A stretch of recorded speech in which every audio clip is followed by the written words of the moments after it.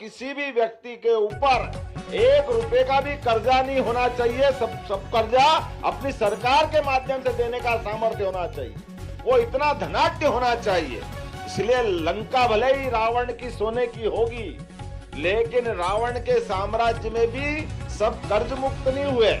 ये हमारी परंपरा है। मुझे इस बात की प्रसन्नता है कि भगवान राम के बाद एक आधुनिक शासन काल में जिसको सब प्रकार से अलग रूप में लोगों के दिलों के अंदर विक्रमादित्य राज करते हैं। जोरदार अभिनंदन करो विक्रमादित्य के उस जीवन के लिए जो क्षण में दानशीलता, वीरता, धीरता, गंभीरता, जीवन के सभी आदमी तो आदमी, भूत पकड़ लाए जो आदमी, वो कितना बड़ा व्यक्तित्व होगा उनका, हम सबको एहसास होगा। और शासन चलाने में भी गणराज्य के नायक, अधिनायक के नाते से अपने आप को जैसे यशस्वी प्रधानमंत्री के लिए जोरदार अभिनंदन करो नरेंद्र मोदी जी के लिए।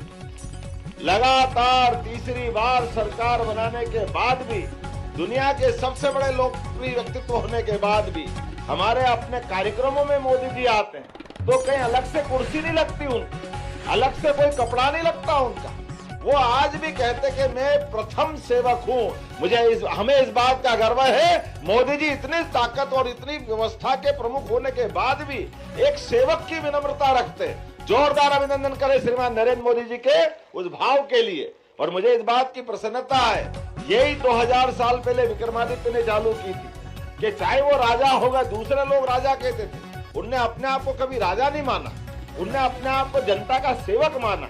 और जब शासक नेतृत्व करता, ये जब आदर्श उत्पन्न करता है तो दिलों पे राज करता है। हमें इस बात की प्रसन्नता है। दुश्मनों ने तो विक्रमादित्य के अध्याय को पता नहीं कितने कितने प्रकार से मिटाने का प्रयास किया, पाठ्यक्रम से गायब कर दिया, सिलेबस में नहीं आने दिया, स्कूल कॉलेज में नहीं पढ़ाने दिया। पहले अंग्रेज और उनके पुराने सारे दुश्मन इकट्ठे हो गए, बाद में कांग्रेस भी उस लाइन में खड़ी हो गई। बड़े दुर्भाग्य के साथ कहना पड़ रहा है। इतना महान व्यक्तित्व वाला व्यक्ति जिससे जीवन के सभी क्षेत्रों में, अरे न्याय की बात करो तो विक्रमादित्य के उदाहरण इतने बड़े पड़े। एक प्रश्न उनकी पुतली के माध्यम से राजा भोज, चूंकि राजा भोज भी हमारे भोपाल से आते हैं, राजा भोज और विक्रमादित्य दोनों के बीच 1000 साल का अंतर है। और राजा भोज अपने उस सुशासन के बलबूते पर विक्रमादित्य के समान अपने को उस भूभाव में लाते हैं। तो एक पुतली से कहानी जुड़ती, 32 पुतलियां हैं और वो विक्रमादित्य के उस संवाद को पुतलियों के माध्यम से समझने का प्रयास करें। विशेषता ही है कि एक पुतली राजा भोज से पूछती है कि बताइए महाराज, आप एक जंगल में किसी कारण से एक ऋषि कन्या से, ऋषि कन्या बहुत सुंदर है, सुशील है, सुयोग्य है, 3 अलग अलग लोगों ने पता नहीं किस किस कारण से उनसे शादी करने का मन में संकल्प कर लिया। ऋषि कन्या को मालूम नहीं। उसमें एक राजा है, अर्थात वो नायक है, एक वहां का अपना भेड़ बकरी चराने वाला गडरिया है, और एक अन्य है। उस तीनों ने अपने अपने ढंग से उनसे विवाह करने का निर्णय कर लिया। अब विवाह करने का निर्णय करने के आधार पर पता नहीं क्या योग होता है, एक जहरीले सर्प से उस ऋषि कन्या की बेटी की मृत्यु हो जाती। अब मृत्यु हो गई। मृत्यु होने के बाद जैसा कि हमारी हिंदू पद्धति में है, दाह संस्कार हो गया नदी के किनारे।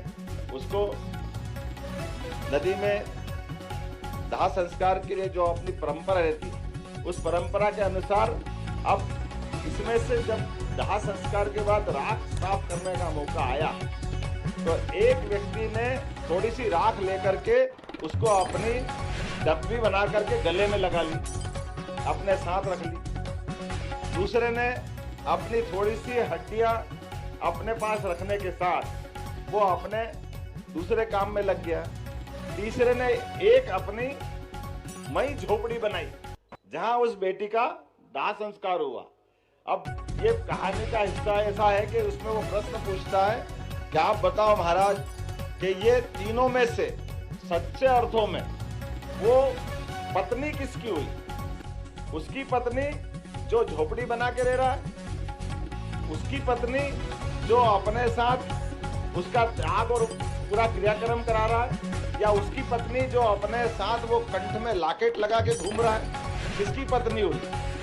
तो इस बात का उत्तर देते हुए ऐसा कहते कि महाराज विक्रमादित्य ने इस प्रश्न का उत्तर देते हुए बताया, और वो उत्तर को ढूंढ के उसका समाधान चाह रहा था।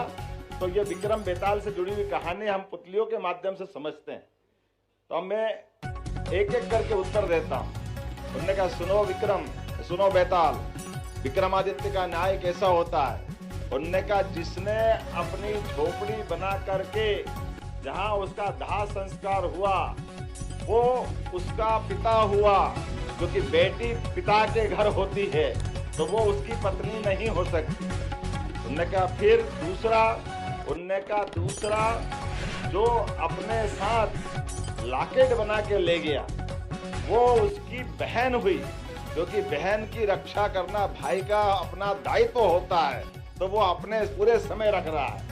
और जिसने उसके दाग देने का काम किया, दाह संस्कार का पूरा, वो सच्चे अर्थों में उसका पति हुआ है।